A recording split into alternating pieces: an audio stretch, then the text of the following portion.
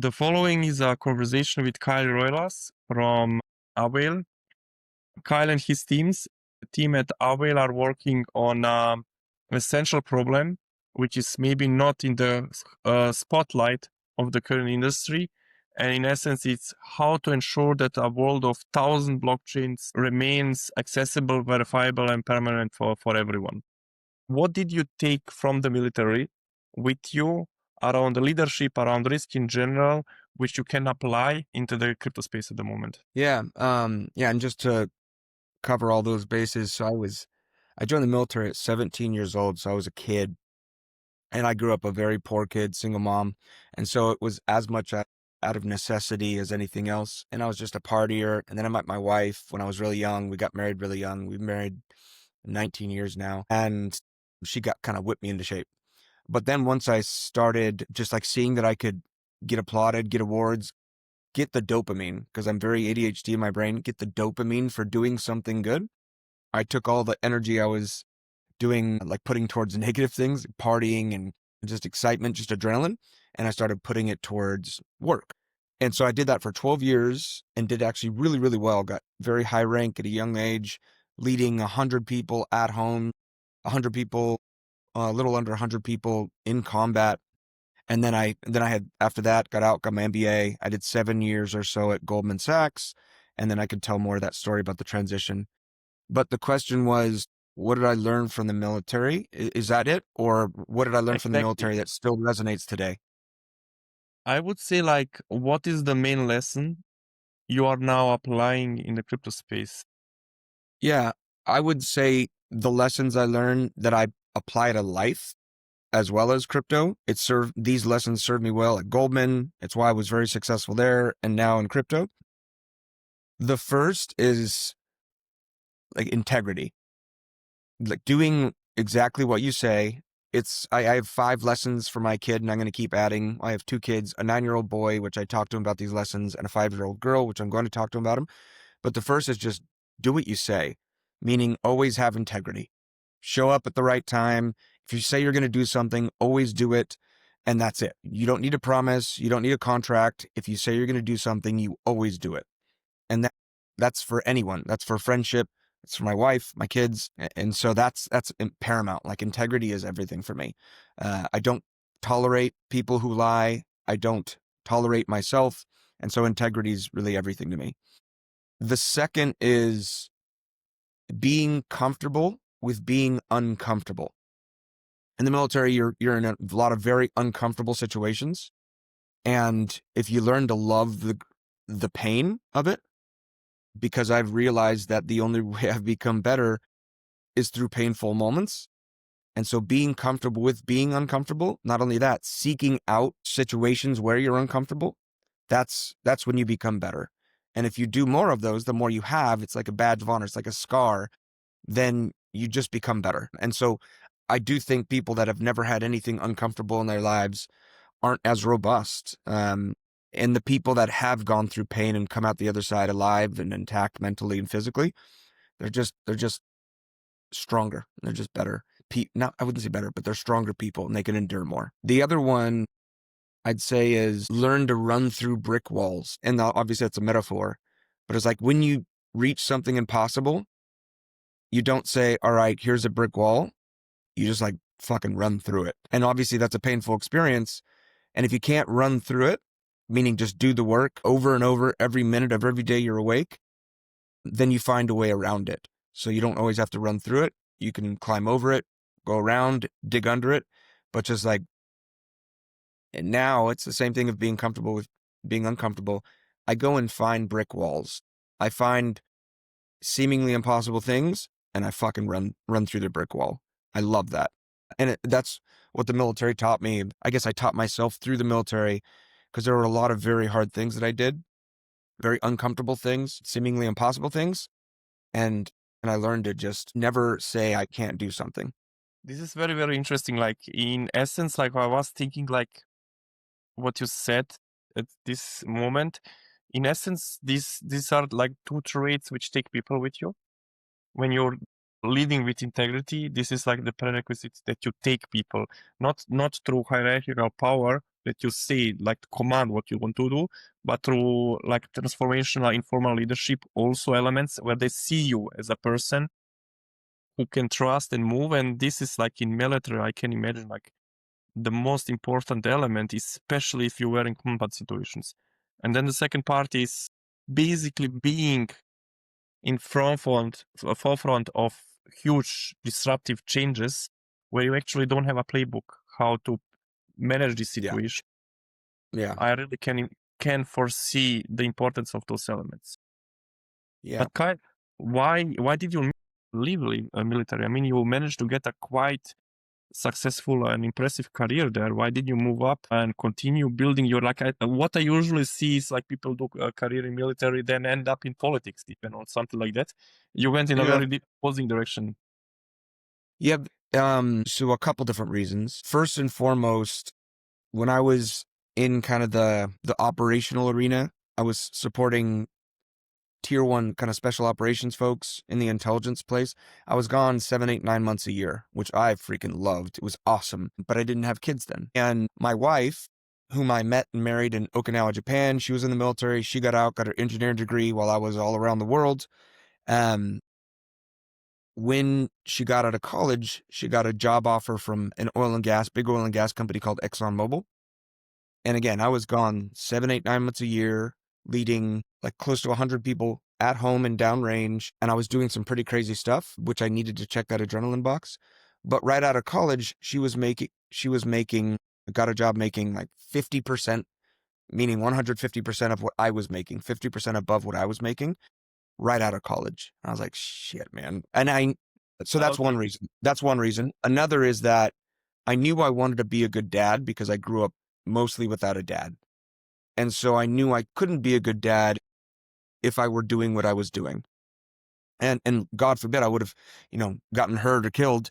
I didn't want my kids to grow up without a dad. And so that was really important. That was another one. The third, and I think this is more internal, is that I had conquered the military. I figured out the algorithm, and I could have done, I think, whatever I wanted to do, whether it's go to the top rank, because I was only a couple ranks from the top of the enlisted structure. I could have gone to be an officer and done very well there, but I'd solved the algorithm. It's like when you're playing a video game, which I'm a nerdy gamer, and you see the exact end of the game and you know how to do it, and it's not as fun. So once I conquered it, I was like, okay, I've done this. I've played the video game. I could see it to the end. And that's why I was okay internally with giving it up, because I'd already kind of beaten the game. And so then I got out, and I'd never, as I joined when I was 17, I got out when I was 29, almost 30.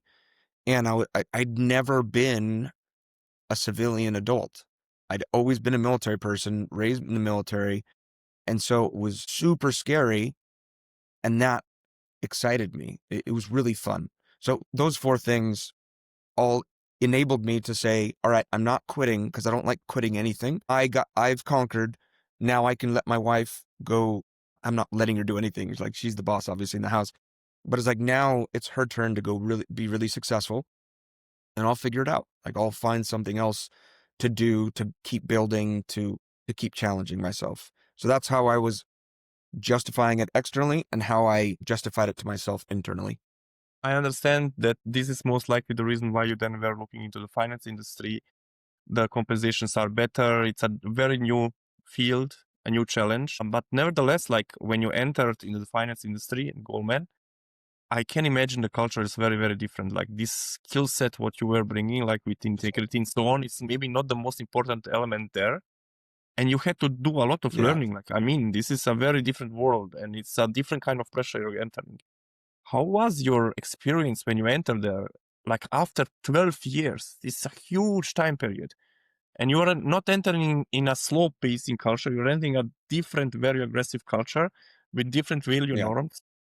What was your experience there? Yeah. So thankfully, I took 2 years to get my MBA here in Houston at Rice University, a great university. My daughter might come in to say, "Hey, honey, I'm on camera. Come say hi."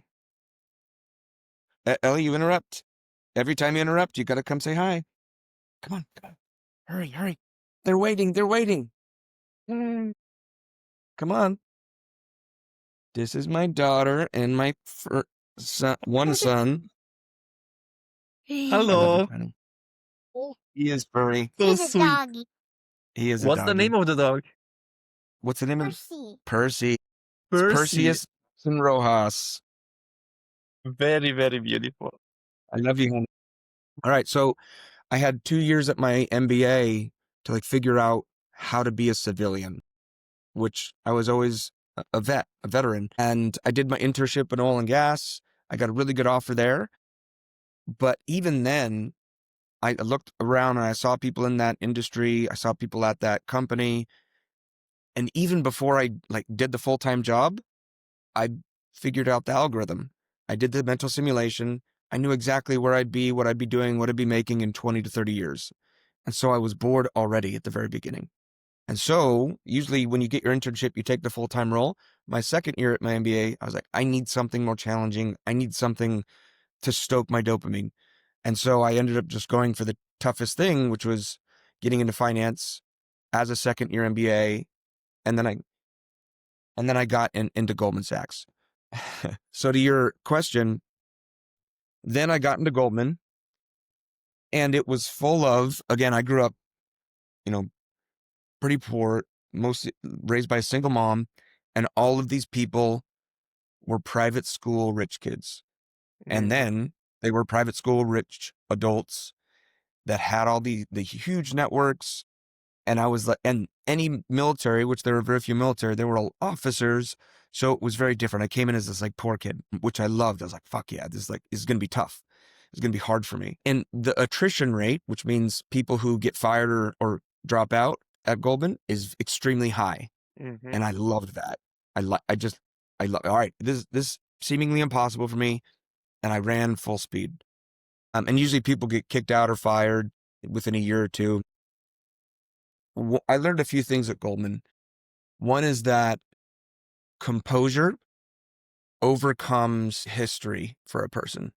If you can speak calmly, history, meaning I always thought, man, I'm a poor kid. I was enlisted military. I had this imposter syndrome for a long time at Goldman. And because I was speaking to literally billionaires, because that's who we were going after. CEOs of Fortune 500 companies, entrepreneurs who were selling their companies for 100 million, 500 million, a billion, nonprofits that had boards of 10, 20, 30 people that I had to talk to and like literally tell them about everything in finance. I love you, honey. Have a good day. Hey, Ellie, make a great day, okay? And so it was great for me. One, I learned to speak truth to power and not be afraid of how I think and how much I can actually give that people should, or could or should listen to, because I was speaking to billionaires, telling them how they should do things financially. Second is, what else? One thing that when I really became successful at Goldman, because I was kind of faking it till I make it for a while, fake it till you make it. But when I really became successful, I think it was 2 or 3 years in. So it took a few years. The whole time for the first 2 or 3 years, I was a military veteran, poor kid that just happened to be at Goldman, just happened to be lucky enough to be at Goldman. When I really became successful is when, in my mind, I became a Goldman guy that just happened to be a veteran and just happened to be from my background. Like the mental switch there, I made a switch. Like, I'm a Goldman guy. I deserve to be here. And I just happened to have this background. How did you And survive? then, pardon? How did you survive the first 2 years? It's really about the power and energy you bought, because you mentioned you were seeing yourself differently compared to the Yeah. other. I can imagine you were like expressing yourself differently to the others. What was your secret to manage through these 2-3 years until you found your Goldman angle? My secret that is, I'd say the one secret that has, it's not a secret, everyone knows it, but the one thing that has made me successful through everything, and I've kind of conquered 3 completely different industries now, is I work harder than everyone else. If I see anyone working harder than me, that's my new benchmark, and I work harder and smarter than them. That's it. And I don't be a dick about it. And that's, I think, what has always made me a good leader, is that I will work harder than anyone that's, I guess, working for me. Even though I don't tell them they're working for me, they're working with me. Like, we're all leading whatever team, but I'll always, always work harder than them, and I'll never make them feel bad for it. But they'll see me working that hard, and they'll feel inadequate, and they will come to my level. I set the benchmark, and if I see someone ahead of me on that benchmark, that's my new benchmark, and I have to overcome it. So I work harder than everyone, and I never, ever, ever give up. That's it. That's what served me well in everything. You have also to have competence. I mean, you can work very, very hard. Of course. There is some kind of like extreme, like you have to have the abilities to analyze the situations, to process huge amount of You're right. information in a very short time period. So what is the Goldman view? Can you explain that? The Goldman view is that wherever I am, in whatever situation, I belong there because I'm good enough, and I'll kill it. As opposed to, I don't know if I belong here. I don't know if I'm good enough. Doesn't matter where I am. It's like, I deserve to be there because I am confident that I can do any job right now. Any job. Obviously not like severe engineering or anything like that, because I'm not a technical person. But any job I'm put in, in my mind, now I know I can do anything. And that was the conversion. It's like I wasn't afraid to be successful. And I think a lot of people put barriers in front of them. I guess it was a brick wall for me, and I ran through it. And I know if I'm put in even a similar type role, or even a different role, like I will now, from day one, even, I will feel like I belong there, and I'll kill it, no matter what job or situation or industry I'm put in. What was the reason to leave then? Why didn't you, for example, go from Goldman to, I don't know, to BlackRock or something like that, but you went to crypto? Yeah. It's the opposite. It's really the opposite. And you Yeah. went very, very early there. So I joined Goldman in, unofficially 2014, started working. 2015, I officially started working. In 2016, personally got into crypto on the side. And, like a lot of us, I started out as, trader, volatility trader, just more speculative. And then probably 17 or 18, I really started getting into the philosophy of crypto. And, once you get to my point at Goldman, people don't leave because I'd made it, and I was making a shit ton of money, and my run rate of what I was going to make could double, triple, or quadruple every year or two.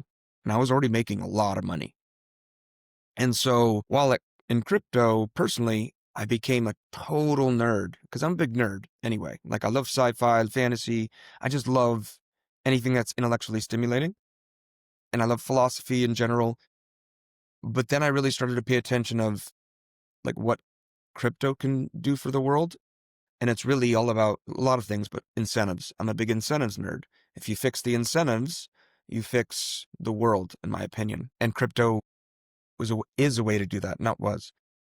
And that made me philosophically fully be in crypto. Because at Goldman, everyone's incentive was to make other people a lot of money so you can make a lot of money. And that wasn't really spiritually fulfilling. I'm not very, I'm not religious at all, not spiritual, but it's like, go ahead. Is it not that usually when you are in Goldman, that those people back, I mean, we are talking not now, 2025, it's a very different world. Back in this time, 2017, 18, like people from Goldman were looking at crypto like lunatics playing with paper money. I couldn't talk about crypto to anyone at all. And I was legally not able to talk to clients and everyone about crypto. The funny anecdote, the crypto team at Goldman then was 5 people. 2 of them have now gone on to lead Ondo Finance. Nathan founded it. Justin came in as the leader. 3 of them, the other 3 have left. Now the crypto team is probably 70, 80, 90 people or more at Goldman. And that's at every single financial institution. So crypto was totally ignored. Obviously not totally, because they had 5 people, but it just was looked down upon. And that's also what's exciting to me. I always like feeling like an underdog and feeling like there's a secret that I kind of can share with the world. But to your question before of why I got out, when I left Goldman, I took a fucking huge pay cut. Massive, like 80% pay cut. And so that felt good to know that I And you can make good money in crypto, but I took a massive pay cut. And it proved to me that I'm not only doing things for money. I don't want that to be my motivation. If it ever is, I need to change it because I'm not the person I want to be. I'm not going to be the person I want to end up as. I'm not going to be the person as a dad that tells their son why they're doing something. And so that's one thing. And two, in the military, I had mission. Even though I ended up not agreeing with some of the mission, I had a mission, something I really believe in. And I loved that. At Goldman, I had economics. I had money, but I didn't have a mission. I didn't have a team. And going into crypto, I have both. I have a mission I can be proud of. I talk to my 9-year-old son about it often. Why am I doing this? I tell him I took a big pay cut. And I've told him for a long time. He and I have very serious conversations. We read a lot of sci-fi fantasy together. We watch anime, but all of it because in heavy anime and really difficult movies for kids, but difficult movies, because I want to talk to him about like how to be a good person and just to build upon what I've learned and instill that within him and really make him think about things and not just tell him. So it's like, who did I want to be when I'm older, when I'm on my deathbed? What will I be proud of? It won't just be staying at Goldman, making millions of dollars, because right now I'd be making a lot. It's not what I wanted my story to be. And that's not who I wanted to explain myself as to my son. And then I also, I'd always been institutionalized. 12 years in the military, total institution. Goldman, total institution. I also needed to prove to myself that I can make it in the startup culture. Not only because, I'd done well personally, financially in crypto, but I was just like this outsider playing around. And I love testing tech. It's like I had to prove to myself that I could not only learn a lot in the industry and survive and be successful, but also truly experience the startup culture. And so the reason I got out when I got out is because it was at the end of the bull market in 2021, which I do miss DeFi summer. We all miss DeFi summer. But I wanted to work through a bear market. I wanted to feel the pain of a company potentially dying and never giving up through it. I knew that was a brick wall that I wanted to run through, that I wanted to come up on. And I did it. And I did it working on the graph. So I was the lead business guy, really the only business guy through the bear market at the graph. And it was fucking awesome. It was awesome pain, understanding runway and how runway is a factor, understanding how some people can't stay simply because, at the graph, we had a great runway. Thankfully, you're right. Graph did really well. It was one of the leading projects back then. I remember 2022 when we started Alterscope or Solidity back then, when we met, it was the leading data company in the whole crypto industry. So it was very, very known. Now maybe the whole branding changed a little bit since then, but back then it was a dominant player of the industry. Absolutely. And it is still the dominant and really the only truly decentralized indexing protocol. And they've since expanded. And I literally helped bootstrap from 0 people on the decentralized network to now there's 10,000 plus. It was awesome. Going 0 to 1 on the decentralized network. And then towards the end, I was 2.5 plus years at Goldman. I'm sorry, at the graph, another G word. And so I was like, all right, I'm going to take some time because I worked honestly 14, 15 hours a day, 12 plus hours in front of the computer every single day. Even on weekends, I would always answer messages. When I was not in front of the computer, I would answer messages. I was doing tech support, developer success, and it was fucking awesome, man. I loved it because I was able to work through the bear. We didn't have a lot of people to do everything. So I just helped on everything, marketing strategy, leadership, as well as in the trenches, doing very basic work, sweeping the digital floors. And I loved it. And I had a good mission there. The mission that Yaniv and Brandon and Giannis and the founders instilled is it's a mission. It's not just, we're here to decentralize the world. And I really internalized that. And then I was going to take 6 months off to have a sabbatical and just because I've never not worked. I've always been, some would call it a workaholic. I just call it like addicted to doing something. And I was going to take 6 months off. And honestly, a week in, I started taking walks because I do strategic walks since then. And I started listening to podcasts again because I had more time. When I would go to the gym, I'd sit in a jacuzzi and I'd read blogs. And I got really excited and curious, even though I always listen to podcasts like Epicenter and others. I got really excited about other parts of crypto again because the graph only focused on that, even though I'd always listen to Epicenters and other podcasts. But then I became super nerdy excited again. And in the graph, I'd really learned all about the EVM dApp world and some non-EVM. And then I saw this really exciting stuff happening in modularity, data availability, interop, and so on. And I was like, well, I don't know enough about that yet, even though I've interacted with all these protocols. I'm a big degen across chains, so I obviously bridge all over the place, but I don't know about it from the inside out. I haven't internalized it so well that I can explain it in such simple terms that my mom could understand it, that my son can understand it. And so I was like, all right, like 2 weeks in, I knew I was going to start working again. And I started reaching out. Thankfully, I have a good network. So I reached out to the founders. I was talking to some others as well. And I got some really good offers. But I joined Avail because I really wanted to learn about modularity. Thankfully, I say this sometimes, it's like I'm at a point in my life where I get to work to learn, not work to earn. You can choose. And that's exciting for me. Like I'm working to learn about something. And even if, money were a big issue for me and we wouldn't, I'd still want that to be my philosophy. I want to work to learn. I don't want to just go hop around to make more money. I want to, because I want integrity. It's like, who do I want to be? What kind of worker do I want to be? What kind of leader do I want to be? I want to work to learn. Kyle, And so that's how I ended up joining Avail. and why did you go into the direction of EVM modularity and so on? I understand you were working for Graph, but actually the normal progression would be for someone like you to enter a decentralized finance space directly, working for a DeFi protocol, going like with Aave or something like that. Yeah.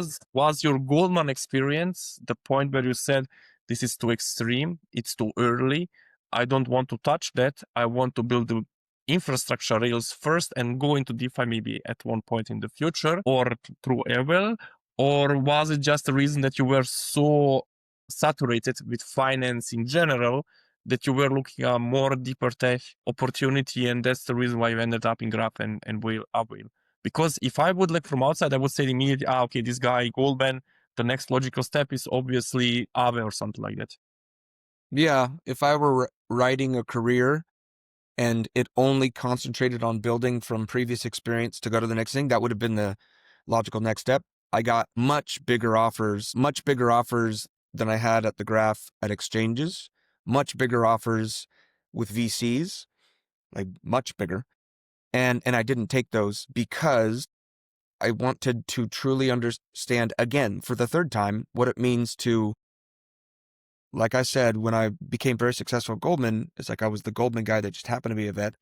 What if I'm a crypto guy that just happened to be a Goldman guy? And so I wanted to go into infrastructure, especially the Graph, because it's touched so many things. It's really important for me, and my crypto philosophy is like chain agnostic, not becoming tribalistic. I got offers from chains that I'd used for a long time. And I decided not to because I didn't want my incentive, again, incentives nerd, I didn't want my incentive to become a walled garden. I didn't want to only care about one chain. I use a ton of different chains, and I like it because I get to test different tech with different trade-offs, Ethereum versus Solana versus Sonic versus all these different things, and then, other non-EVMs. And I wanted to be able to meet everyone. And to do that, I had to go to a chain agnostic protocol that really touched everything. And everyone was using, and still is in some respect, but everyone was using the Graph at that time. And so I literally got to meet everybody, founders, product, developers, and like you, that's how we met, man. And then years ago, and that was so cool for me because I'm a big simulation guy as well. It's like I got to see everyone go through their work simulations. I got to see how they succeeded or how they failed, which is so much data for the computer. I got to see if and how people have pivoted, which hundreds have. They've either died or pivoted. And I love that. Like you pivoted to Alterscope, right? And understanding that and seeing how you did it successfully was so important for my computer. Like the more data I see, the better I think I am. And that's one reason I also wanted to go to Avail, because it's chain agnostic and I get to deal with everything in modularity. And I get to see people pivot and fail. The roll-up thesis got hot and now it's slowing down, might get hot again, but I really understand the modular framework now, the modular space. But And so it's just working what to is learn, not working to earn. what is then the selling proposition of Avail? I mean, as I know, Avail came as, I believe, the third one. It was firstly Celestia when I learned about data availability. Then after that, INDA, and then the Avel came in. The first question would be like, what is data availability? And I mean, we are now in this modularity, and how Avel is positioning itself in general around this space. What kind of Yeah. problem? I'd say, well, Avail's much more than data availability, even though it started with data availability. The problem the founders were working on, Anurag and Prabal, when they were at Polygon. Anurag literally like built the Polygon POS chain. He was the chief product officer there, a co-founder. And so they've been working on the data availability problem, saw it, and then believed that the roll-up centric framework, even back in 2020, but it would come to fruition. So they're very forward thinking. They're amazing people. They're so product focused. Like Anurag really, and Prabal, but Anurag wanting to just not stop. He can stop right now. He's done very well to just work on harder problems. That's really the main thing that made me want to go to Avail, because of that philosophy, because of him and Prabal. But Avail does a few different things. One is data availability. And to explain what data availability is, there are four main functions in a blockchain. There's execution, there's settlement, there's data availability, and like consensus, I guess. And data availability is, if you imagine a blockchain, but blockchain's a digital ledger, let's say a book, and every page is a block. To write the next page, you need to publicly verify that the previous page is correct. And data availability is the ability to go through and literally verify deterministically that the previous page is correct, and then you create the next page. Otherwise, if it's not publicly available, it's not a decentralized open blockchain. So that's what data availability is. You can't make the next page until you publicly verify, and anyone can verify that the previous page is correct, and then the next block or page is written. And to go into why Avail did data availability, it's because we all know that there are throughput limitations. Many of us, especially OGs, like the older heads, have paid $100 for an Ethereum transaction, sometimes more, and that's not scalable. That's not how you build the next version of the internet. So data availability is an infinitely scalable throughput enabler. Even blobs, Ethereum blobs, are very limited. There's only so much. And 10 gigabyte blocks at 600 milliseconds, you're getting much closer to internet throughput, even though it's not even close to there yet. When you have 100 gigabyte blocks in 600 milliseconds, that's getting even closer. So it's only to make every blockchain, if the world's data were put on blockchains, to be able to run, necessary for scalability. That's one. That's data availability. Two, we have Avail Nexus, which in my opinion is the killer app. It's not a commodity. It's something that is kind of a game changer in crypto, where I'm a big degen across so many chains. I have assets on so many chains. If I wanted to, let's say I have $10 on 10 different chains. If I wanted to interact on an 11th chain, With $90, I would have to send all of those 10 different dollars into one chain, then bridge to the 11th chain to interact. With Nexus, I see one universal account across all those 10 different chains. I see just $100, and I can interact with that 11th chain, adapt on that 11th chain without a bridging experience. So done by intent-based solver networks. So it makes it feel like the internet. It makes it feel like one chain. Super important for me, the end user. And then for dApps, think of any protocol and their multi-chain strategy. You start on one chain. If you're successful, if you want to tap into end users and liquidity on other chains, you have to redeploy. You have to have a separate subgraph. You have to have separate infrastructure. Front end, well, not really front, but back end, slightly front end. Imagine if you could be a dApp on one chain and any Nexus enabled chain, you wouldn't have to redeploy. Those end users, just like I was saying, $10 on 10 different chains, only seeing $100, those end users could use your dApp without you needing to redeploy anywhere. So it saves a lot of time and a lot of money on the developer side, as well as saves me heartache of all the bridging experience. I just worry about the dApp I want to use. But all these solutions, I understand for the user experience of the end user who is interacting with crypto, that he wants simplicity and this is the way how to get mass adoption. But all these solutions are introducing also trade-offs. Yeah, what's totally. about trade-off about, for example, decentralization? What is with the trade-off of, for example, security on that side? How is Avail solving that? Because if I understood correctly, Kyle, this goes also a little bit in chain abstraction inside. You're not using cross-messaging systems.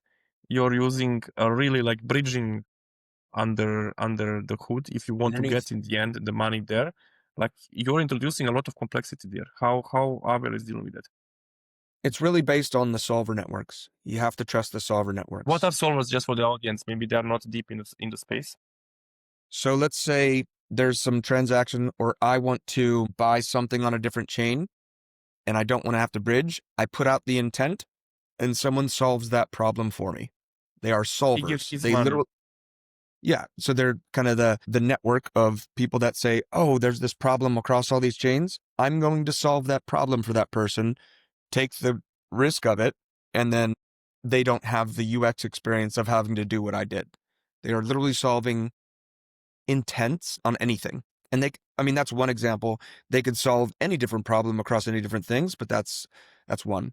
So solvers are solving the problem under the hood, and the UX is simple for the end user. And in essence, so that also means the solver is bridging then. In essence, if you want to bring your assets from, let's say, chain A to chain B, to chain C, but taking also the amount of from chain B, the solver, the one who decides to do the job for you, he will do the bridging and all the activities and ensure security is done. And you will have guarantees that just delivery is happening. And he's competing on efficiency, security, and so on with others. Yeah, and it's a solver network, so it's not just like, hey, I'm Joe in Dubai, I'm going to solve it. There's a network and there is redundance and there is like security to it. So it's just at the very basic level, you can think of solvers as that. But it's a solver network with redundance, with security and all that.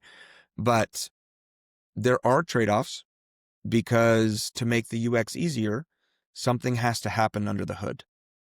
But you'd have to do it anyway through bridges and all that. So it's just like with the stock market. Obviously, I was in finance. I don't want to have to go buy an individual stock. So I buy an ETF, an exchange traded fund, that has all 500 S&P 500 companies in it. That is solving the problem that I want for diversified access to stocks. And so it's not one person, it's an entire company keeping the percentages correct across to make sure it's the S&P 500. That is a solver, right? It's solved the problem. And so there are intermediaries and there are trust assumptions. It's not a completely decentralized system, but neither is a bridge, which there are bridges underneath. A bridge, most of them are multi-sigs. Some are 3 of 5 multi-sigs that have hundreds of billion, not hundred, like I don't know how much, but many billions of dollars flowing through them, some out of 11 multi-sig, 8 of 11, I think. And so there is a lot of trust assumptions in this industry right now. I'd love to get even further away from that. I just don't know if it's going to happen in this epic or the next cycle or whatever. But I think that's the end goal. But we'll see if traditional finance will be okay with that. Completely decentralization, even though that's what I want. I want fully decentralized options, but I don't think everything will be fully decentralized because traditional finance and regular people won't want that. I think there'll be two worlds. I always want completely decentralized options, completely trust minimized options, but I think there'll always be trusted options as well, just because the normies, I don't think in our lifetime, people will get used to being run on a completely decentralized Yes, system. I mean, I agree with you. It's without question that solutions like Avel are really, really needed because we have now this upchain thesis ongoing. We have hundreds of chains. Impossible to do anything in this space. And Yeah. you need solutions like that, especially if we are going now into this direction of AI and so on. You have to Yeah. simplify the experience. Who do you target? How do you position Avel? Like, is this like a solution which is going to be used by retailers? Is it by dev developers? Which sectors do I target? Is it DeFi? Is it gaming? What is your target or priority number one at the moment there? Yeah. What I didn't go into is the third functionality that we're building, which is a multi-token staking model called Avail Fusion. But let me explain what each of the three different things we're working on is targeted as. Data availability is for modular chains. Layer ones have their own enshrined, vertically integrated data availability. Modular chains can segment any functionality and use somebody else's more efficient tool. So any rollup, sovereign, layer 2, layer 3, anything that has modular attachments to it can have Avail's much more performant data availability. So modular chains in general can use a data availability. For Nexus, it is one, chains, because they can be added to the Nexus network. It is two, any dApp of any sort across any chain. All they have to do is have a few lines of JavaScript code on the front end, no back end or smart contract changes, and they get access to all these end users and liquidity across all the chains. So it's data availability, modular chains, Nexus, chains to attach to the network, and any dApp.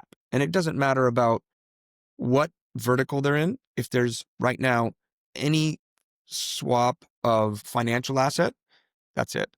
There's a swap and deposit function that works for all of DeFi. And then anything that has some type of DeFi, whether it's gaming or social. In crypto, there's always like a transfer of value.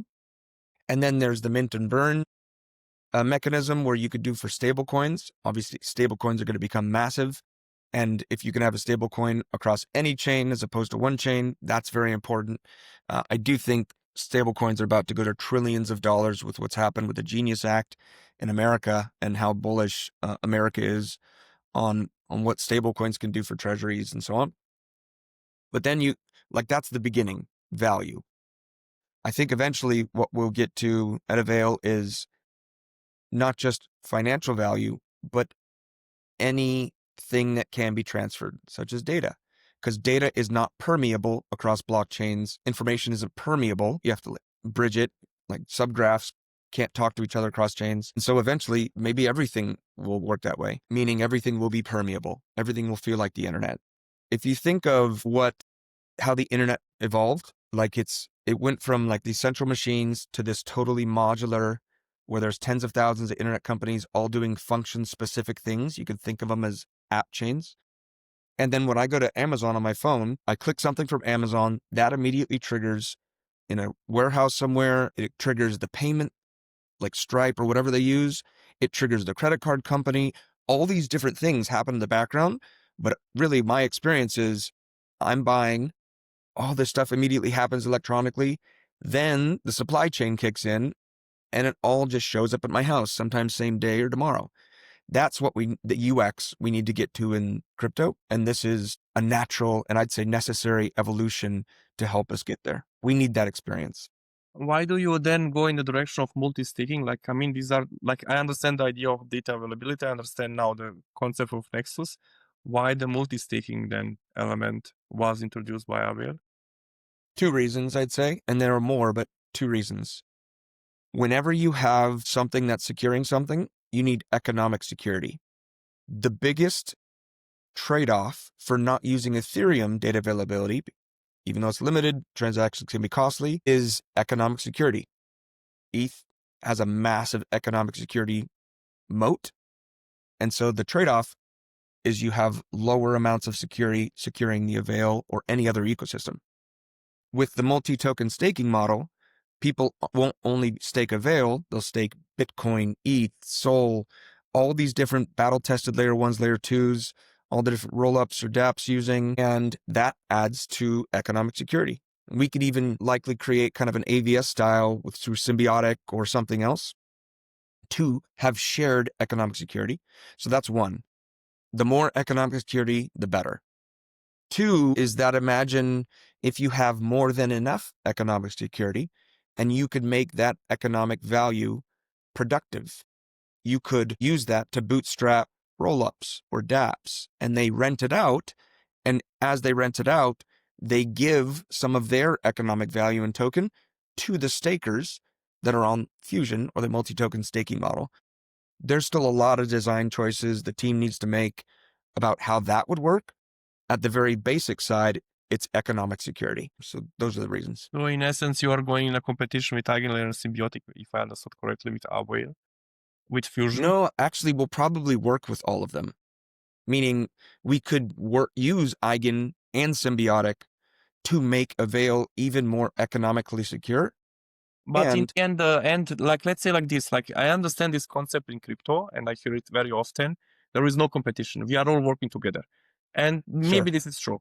But let's say like the target customer or the target output, what you want to get from Fusion is some kind of AWS concept where they're taking the economic security and building an app. It's in essence what Eigenlayer is trying to do and Symbiotic. And this is Avel with your secret sauce inside, which is basically compounding the security of others together and bringing more diversification there, if I understood correctly. Yeah, I think you're right in that everyone is first working together. And second, everyone is kind of competitive, meaning everyone's fighting for the same value for the limited number of dollars, but also protocols can use Aave, right? Like the Pendles and others, they also work and use Aave. And so it's both competitive as well as collaborative.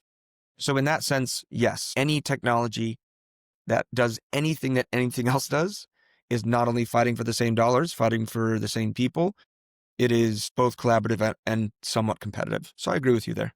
And what is the focus like from these three angles? Like you have a data availability layer, you have a Nexus, and you have, I believe it's called the third, it's called Fusion, right? The multi-stick concept. Fusion, yeah. Yeah. What is the main priority of Avail at the moment?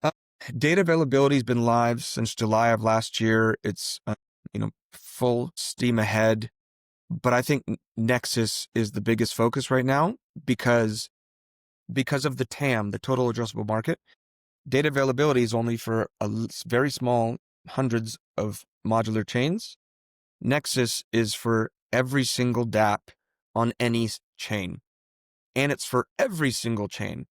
Eventually, we'd like to get every single chain that has any activity into the Nexus network. And so that's the focus right now because the TAM is just so freaking huge. Literally everyone, any dApp, any chain that has any activity that can benefit every single end user in Web3. I understand. It makes totally sense. Maybe just to close the story with data availability, when I was exploring the space, you always start with Celestia, and then the others like INDA came in. And I heard from many really insider founders who understand the space quite well, and they all told me Avel's data availability layer is the best one in the industry. And maybe just to give the audience the differentiation element to those two, Celeste and IGNDA, I guess, your biggest competitors in the space. Yeah. So without just disparaging anything else. I don't like to be negative about some, but you look at Celestia and Avail are both blockchains. Eigen is what's called the Data Availability Committee, where you're trusting people. You can't verify yourself. With Celestia and Avail, you at least have data availability sampling, because with Eigen, if you want to be sure of the data availability, again, to write that previous page, you need to literally run a full node. Otherwise, you're just trusting the committee. And so there's a big trust assumption difference there. And then with, let's say, data availability sampling, Celestia and Avail, the Nakamoto coefficients for the two blockchains, I think is 6 for Celestia. I think it's 37 for Avail. So the Nakamoto coefficient in decentralization is massive. The other is Celestia uses Tendermint, which, as opposed to Polkadot SDK or substrate, Avail has, let's say the top 5 validators in Celestia have probably 20 to 30% of the stake. What Substrate or Polkadot SDK has, and I didn't learn about this really until I got in. I wasn't a big Polkadot guy, even though I fooled around. It's really good technology in that it irons out the stake through a fragment selection algorithm across all validators. So it is the most decentralized stake weighting across all validators. And then the max validators on Celestia is on Tendermint is 100. The max validator base on Polkadot SDK is 1,000. So Nakamoto coefficient much higher, the stake more ironed out, and just the decentralization aspect is just much more break-proof. And cost? And costs are all pretty much the same. Very They're similar. all just like dirt cheap. And that's important because we need dirt cheap, infinitely scalable block space. And so it's not going to be this giant Amazon level revenue business. It's to scale the Web3, right? It's an effort to let everything scale and everyone have dirt cheap, infinitely scalable block space. Very, They're all very. it's all I so cheap didn't. right now. I didn't know that Avel is based on Substrate. I was actually part of the Polkadot Blockchain Academy. I know Polkadot Substrates quite well, and I really believe Substrate has technological advantages to everyone else. And the nominated proof of stake is just really impressive technology, and I didn't know enough about it before. Very, very interesting. Okay, now your whole focus is around Nexus. I understand the idea of TAM. To achieve success there, from my learning and research, it's all about solvers. How do you manage to get this solver network? This is not easy. I know that you were working at Graph and you managed to decentralize, build a subgraph community and so on, but getting solvers, these are like sophisticated, let's call it users, machines who are executing some kind of jobs. This is not an easy task. How is Avail approaching that, and what is actually the biggest challenge there? So we recently had a build versus buy decision. Did we want to build solver networks from scratch ourselves, or did we want to buy it? And what we did, the news came out a few weeks ago, we acquired Arcana, which already had not only an incredible team, they're awesome people, but they had an incredible solver network. That's going to be the first, well, it is the first that we're integrating into Nexus. So we hired Arcana, and then we'll probably look to others. But their tech and their team is just so good that it was a very good decision on the founder's part to make this happen. And so that's how we've done it. And we'll see if we can integrate other solver networks as well. But we're starting with our previously Arcana. Now, obviously, Arcana team has become Avail. How do you deal with privacy? I mean, if you're using solvers, this can be like, in worst case, also taken advantage of, especially around DeFi, because we know from classical DeFi, like with all these flash loan attacks and so on going on, and you are now having solvers who are doing complicated transactions and jobs, and those jobs can be taken advantage. Like, how do you think about privacy at Avel in general? Say that I don't have the answer, to be honest. Meaning Arcana has such complex technology that I haven't dived deep enough into to explain it in simple ways. I can understand on the surface, and I've looked at some things and had some conversations, but honestly, you'd have to have like a previously Arcana, now Avail engineer come on and explain that, because I don't know it yet. I will learn it, but we've only been working with them for a number of months and recently acquired them. And so it's something, admittedly, that I need to get smart on. So I wouldn't be able to answer, just to be honest. Okay, I understand. It's also a trade-off. Like many people are sacrificing a lot of privacy to get other benefits. Kyle, where are we actually in your roadmap? I mean, you mentioned that the end goal is when you take your smartphone, you click something, and there are 1,000 pieces executed to get some kind of job done. And the analogy would be like we have now many app chains, and now we are introducing abstraction, we are introducing modularity. But I assume like until mass adoption, it will take time. We are not yet there. Where do you believe on this journey we are at the moment? What needs to happen? And when do you believe it's going to happen that we reach finally the adoption in a way that maybe Web2 companies starting to use blockchain as a standard stuff because anything else doesn't make any more sense?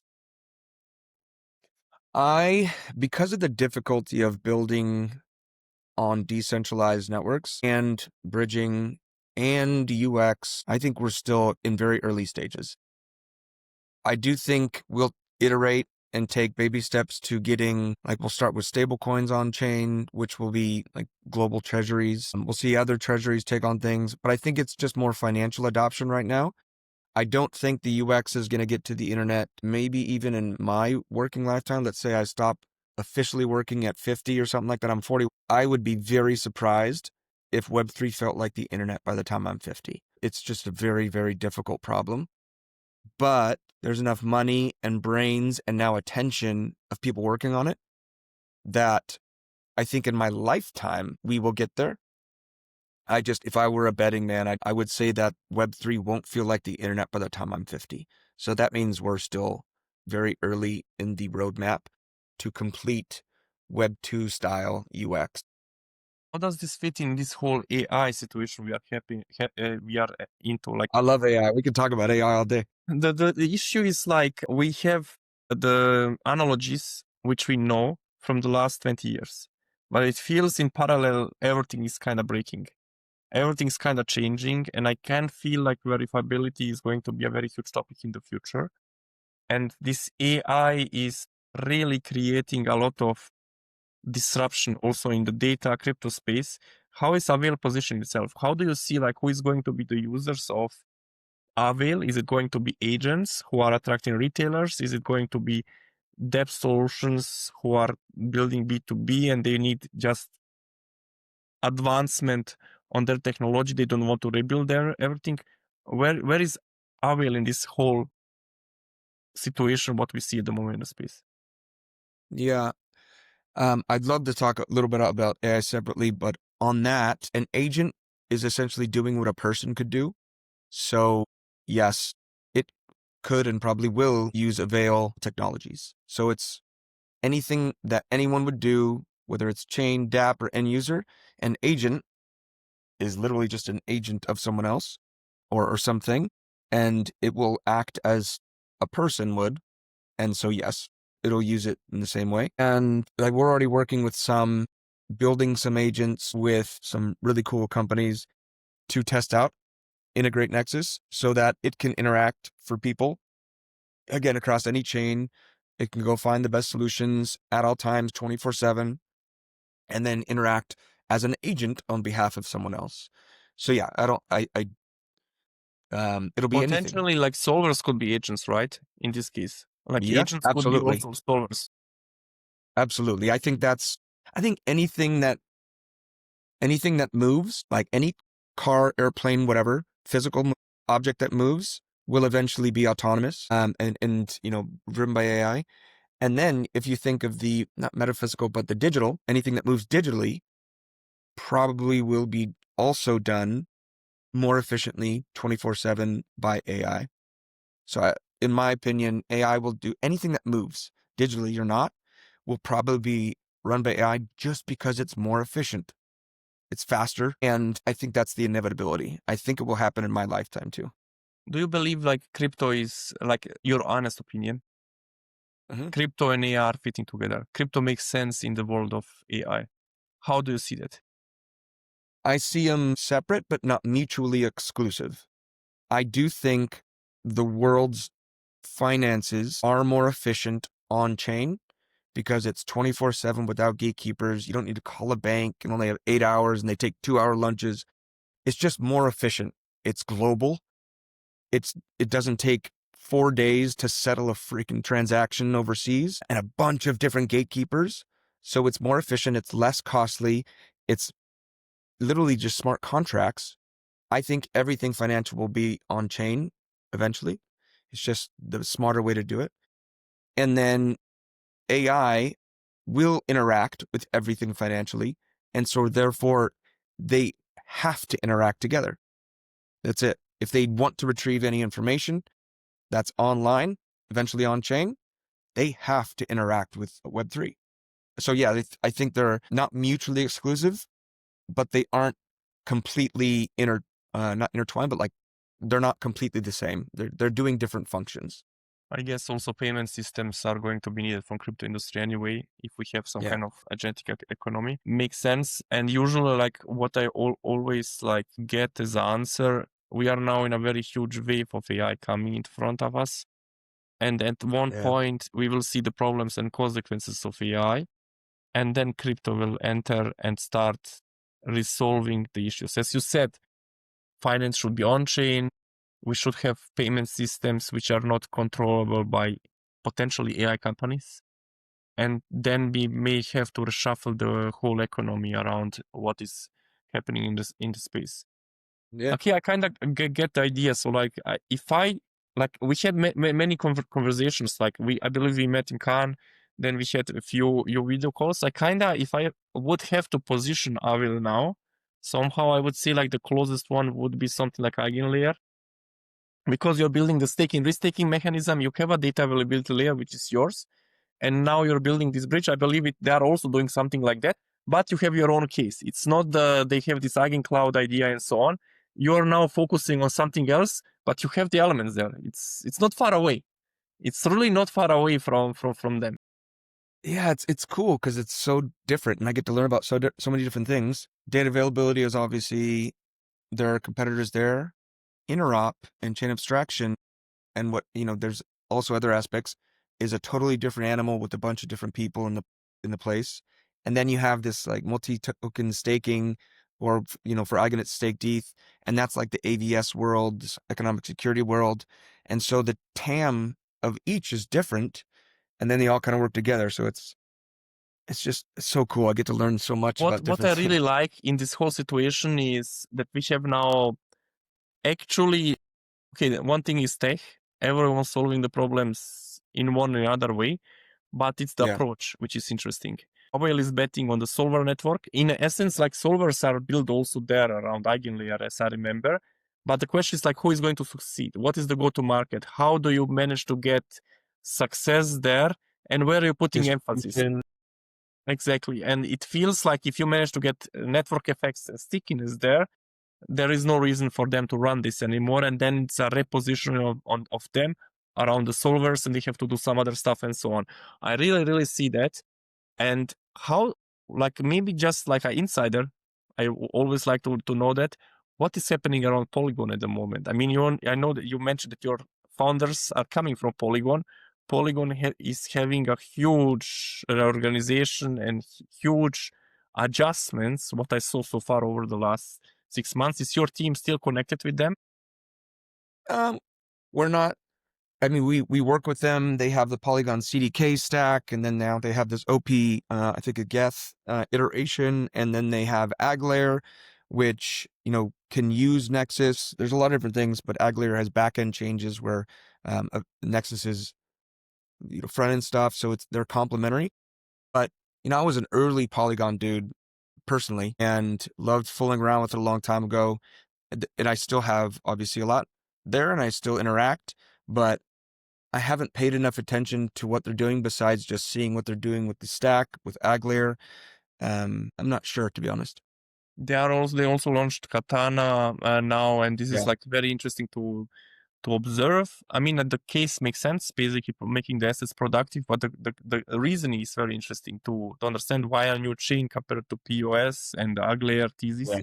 So they are also looking for them to position themselves somehow in the space or to find angles around DeFi. It's so interesting to observe how these bear markets can really adjust the whole concepts there. I know, and imagine if I'd say when crypto truly becomes mainstream and everything's on chain, we'll have seen all of this iteration, exploration, failure, success, pivoting. We'll have seen it and have been part of it. And that's so fucking cool to me. Like, we are the internet explorers in the 90s and 2000s. And now it's just the world. And if, again, I'd say when everything's on chain, we'll have made a difference. Like, we'll have been part of it. Even if most fail, they will have still added something, exploration, one simulation, one iteration to the eventual success. And it gives me chills. It's so awesome to work on. What do you believe is happening at the moment in the crypto industry? I mean, we went now after the DeFi summary you mentioned at the beginning of our conversation. There were like many of different iterations happening, and you as a finance guy, how do you feel? What is happening? Are we now entering in some kind of growth phase, or this is going to be ongoing? Avi's killing it. I think the DeFi renaissance is just now really getting global adoption. People will see that things like Aave, Morpho are just more efficient, more accessible, 24/7, gate kept. And I bet institutions, they already are, but I bet institutions en masse will start using DeFi day to day. And like Aave is already, if it were a bank, it's like 36th or 37th largest bank in the world right now with 70 or whatever billion. And then I think stable coins are going to become, thank you, gorgeous. I know I've been on a podcast. I think stable coins right now at 100 something or a couple hundred billion will get to trillions in the next 5 years. Trillions. And that means US treasuries, like treasuries, will be on chain. And then others will see that. I mean, people in Europe and other parts of the world are very much against it because they can't control it. It's going to be so crazy to see trillions of dollars on chain. Right now, we're in the institutionalization tokenization of stocks. I think that's just now starting, but that will happen. I don't know where they'll sit. I hope most sit on Ethereum because it's more decentralized, though I don't know if it can handle that compute. And so I think we're at a phase of hockey stick. We've all been fooling around with the same amount of capital, all of us, whether we do well or not. Some people might come in. We've been just going like this the whole time. I think we're about to see a hockey stick in DeFi and stablecoins. But do you believe this is going to happen over 1 year, or this is going to happen over many years? Because for us in the industry, this is like now. We need now some kind of good news, some big changes happening now. I'm a big proponent of the idea that we overestimate and overexpect what can happen in 1 year, and we underestimate and underexpect what we can actually achieve in 5 to 10 years. So I don't think it's a year, though I think we'll start seeing the hockey stick. But over a 5-year period, when we look back, I think the chart will be a hockey stick. But I think it's going to take 3 to 5 years. 3 to 5 years. Okay, that basically means we have to survive somehow the next 1 to 3 years. Yeah. Sit back and wait. And the survivors are going to be winners of the industry. We'll see. I'm happy to be wrong on the upside, but it's just so cool, man. We get to work on this shit. It's the best. I agree with you. Like, the fundamentals are clear. It looks like we are going. The success is there. The only question is like when, and if you are very deep in the industry, you're kind of suffering if it's not in 6 months, in 9 months, because we all have to do the economics of the projects we are running. And this is maybe some kind of internal problem of the industry, of people who are deeply involved. And maybe to close here, Kyle, like, you now went through military, you went to TradFi, you went to crypto. Are you staying in crypto, or are you moving now in AI or something like this? Is your adrenaline need satisfied in crypto, or you're thinking that you have to try something totally new again? Yeah. I always Like, I love the book Anti-Fragile by Taleb. I always like to second guess my thinking and go through mental simulations. I've done like a decade and everything. Around a decade at military, I conquered it. Around almost a decade at Goldman, I conquered it. I succeeded, and I haven't conquered crypto. And so I'm not done with crypto. My heart will always be with crypto, even if I go somewhere else. And I'm 41. I probably won't work like I'm working right now after 50, even though I'll never stop working. I just love this shit. I'll be on boards. I'll be in, but I wouldn't like be 12 hours in front of a computer. But I'm not done with crypto at all. I haven't done enough. I haven't conquered. I haven't done enough. So no, in my opinion, I'm not done with crypto at all. And I'll never be away from crypto personally, but I'm not done at all. And if I ever did something else, I'm so interested in AI, it would be there. Mm-hmm. But because I do think that is one of the most transformative things that's going to happen in our lifetimes, but I'm not there. Well, I am putting like angel checks just so I could pay attention and just so I could, like, when you have skin in the game, just like when I got into crypto, I started paying a lot of attention, even though I wasn't like philosophically attached. And so I like having skin in the game so that I can be intellectually curious. And I am listening to a lot of AI podcasts and all that stuff, but that would be more, it would be less philosophical for me. I'm in crypto because of what it can do in a good way for the world. If I'm an AI, it'd just be like nerdy intellectual stimulation. I think there's a lot of good that can happen, but it's not like morality, moral good. I think it's good because it's going to help people all over the world. But crypto is actually doing something moral. It can do something very moral that I think needs to be fixed in the world. And so I was like, I'm having so much fun. Oh, to your question, ADHD people need constant dopamine. At Goldman, even though I was successful, I was fucking bored. Even though I was working so many hours. In the military, when I got into the special ops arena, I had a lot of dopamine. I have so much dopamine coming in right now that I don't even need to trade anymore. I probably started doing stuff at Goldman because I needed the adrenaline. I have so much going on in my brain, so many simulations, so much work to do that I'm not bored at all. And that's the danger for somebody who has a brain like mine. When you're bored, then you probably need to change. But I'm not bored in crypto at all. There's so much stuff happening, so many podcasts to be had, so many people trying out new things. I get to see all this exploration, all this, I sad to see sometimes failure. And just like I have constant stimulation and adding data to the computer. And I love that. So it's just, I have constantly changing scenarios every single day. And I freaking love it. So no, I'm not bored at all. I'm happy. I'm morally full. I get to work with amazing people, both in Avail and all these other founders and product and folks. It's just like, I love it, man. I just love being part of this. I'm fulfilled. I believe you also mentioned the industry is still in early stage, still like in a growth. Yeah. So basically, there is really a lot of stuff coming in front of us, which we maybe don't see. And this is the next important big part. technologies. Yeah, when you have this disruption, we cannot even see like what's in front of us, but it's not going to be boring. It's not going to be like some kind of steady, standardized approach how you solve your problems. Yeah. I want to feel like I'm about to have my hair burnt off, crash the car, because that's what makes me focus.